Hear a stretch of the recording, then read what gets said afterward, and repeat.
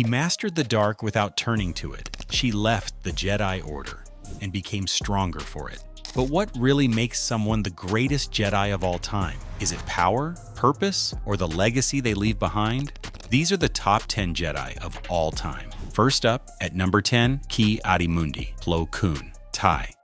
We're starting the list with a tie because honestly, we couldn't pick just one. Ki-Adi-Mundi was one of the smartest and most skilled Jedi on the Council. He wasn't flashy, but he was deadly in a lightsaber fight. He used a precise dueling style called Makashi, perfect for one-on-one battles. And when Order 66 hit, he didn't run. He turned to face his own troops and went down fighting.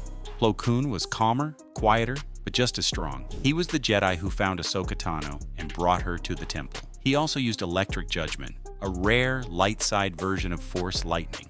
The clones respected him. Yoda trusted him, and when he died, it hit harder than most. He wasn't loud. He didn't need to be. His actions spoke for him. Next at number 9, Kanan Jarrus. Kanan Jarrus spent years running from who he was. After barely escaping Order 66 as a Padawan, he ditched the Jedi life and disappeared. New name, no lightsaber, just survival. But when he met Ezra Bridger, everything changed. He didn't just teach Ezra, he found himself again. Even after being blinded by Darth Maul, Kanan didn't slow down. He led his crew, fought the Empire, and trusted the Force to guide every move.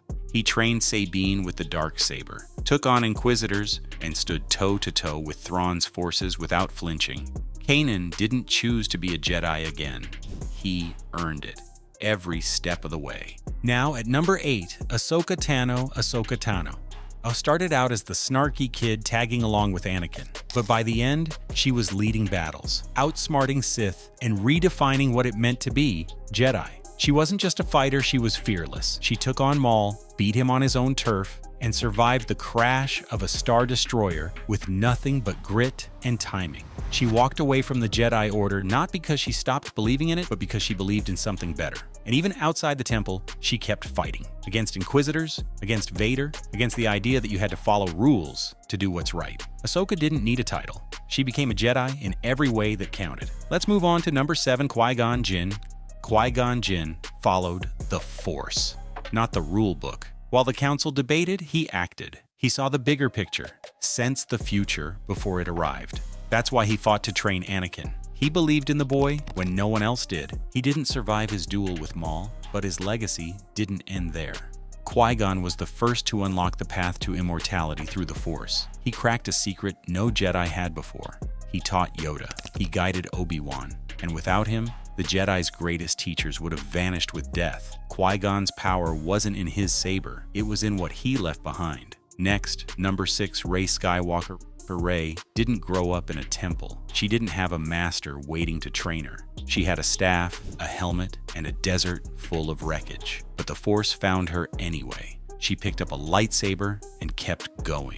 She trained with Leia, connected with Luke, and pulled strength from Jedi who came before her. She healed with the Force, saw into minds, and faced Palpatine without flinching. Rey didn't run from her past. She built something new from it. In a galaxy full of legacy names, she chose her own.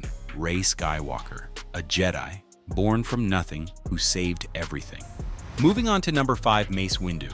When it comes to raw power, Mace Windu is in a league of his own. As a senior member of the Jedi Council, Windu wasn't just a leader, he was a force of nature. His combat style, Vapad, was a dangerous variation of Form 7. It channeled an opponent's dark side energy and redirected it back at them. Most Jedi wouldn't dare touch it. Mace mastered it. He also possessed the rare Force ability called Shatterpoint, an almost prophetic sense of how and where people or events could break. That made him incredibly strategic, both in battle and on the political chessboard of the Republic. Windu famously defeated Jango Fett in seconds during the Battle of Geonosis, and he came closer to killing Darth Sidious than any Jedi before him. Some say he did defeat him, until Anakin intervened. Mace Windu was the last true defender of the Republic, and even now fans still believe he might have survived that fall from the Chancellor's office.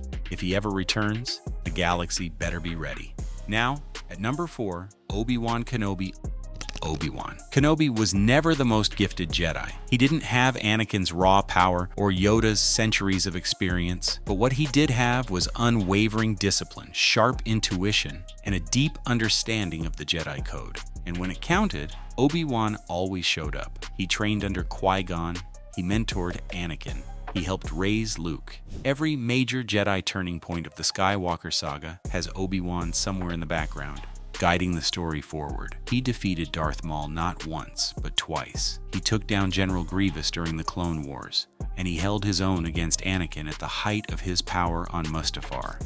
Later, in exile on Tatooine, he became a silent guardian for Luke, watching from afar, preparing for the day when the Jedi would rise again. Even in death, Obi-Wan lived on through the Force, offering wisdom and guidance to those who came after. He wasn't flashy, he wasn't arrogant, he was exactly what a Jedi is meant to be. Let's not forget number 3, Anakin Skywalker. There's no talking about the Jedi without talking about Anakin Skywalker, the chosen one, a child of prophecy, a being born of the Force itself. Anakin's potential was so overwhelming that many believed he would surpass every Jedi before him. And for a time, it looked like he might. As a Jedi Knight, Anakin was a brilliant pilot, a fearless warrior, and a military genius. He liberated planets, led clone armies, and personally dueled and defeated Count Dooku. But it was never just about skill. Anakin's clairvoyance, his ability to see flashes of the future, gave him an edge few could match. Unfortunately, those same visions also planted the seeds of fear and obsession that led to his fall. When he became Darth Vader, he didn't lose his power, he twisted it. He became one of the most feared beings in the galaxy. But in the end, it was Anakin who fulfilled the prophecy. He turned against the Emperor and saved his son, destroying the Sith and bringing balance to the Force.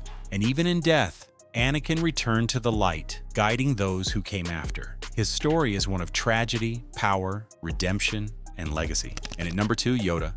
For over 900 years, Yoda trained Jedi. He wasn't just the Grand Master, he was the beating heart of the Jedi Order. Despite his small size and humble appearance, Yoda was one of the most powerful Force users in galactic history. He mastered all 7 forms of lightsaber combat. He could deflect Force lightning with his bare hands. And in the Clone Wars, he once destroyed an entire droid battalion without taking a single hit. But it was his wisdom that truly made him legendary. Yoda carried the weight of centuries, watching the galaxy rise and fall.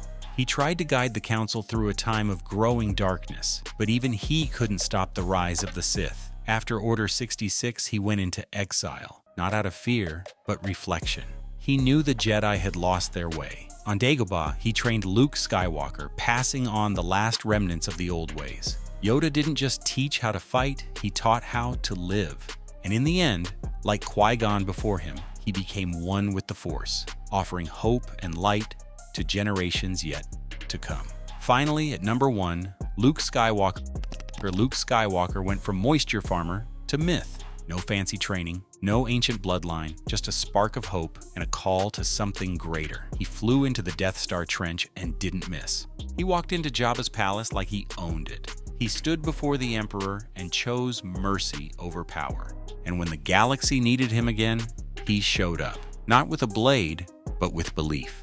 Luke created a new path for the Jedi, one built on courage, compassion, and second chances. He didn't just fight darkness, he forgave it. That's what made him the Jedi everyone else tried to be. That's our ranking of the top 10 Jedi. Let us know who you think deserves a spot on the list and what Star Wars countdown we should tackle next. Whether you agree or disagree, one thing's for sure, these Jedi didn't just use the Force, they became one with it. May the Force be with you.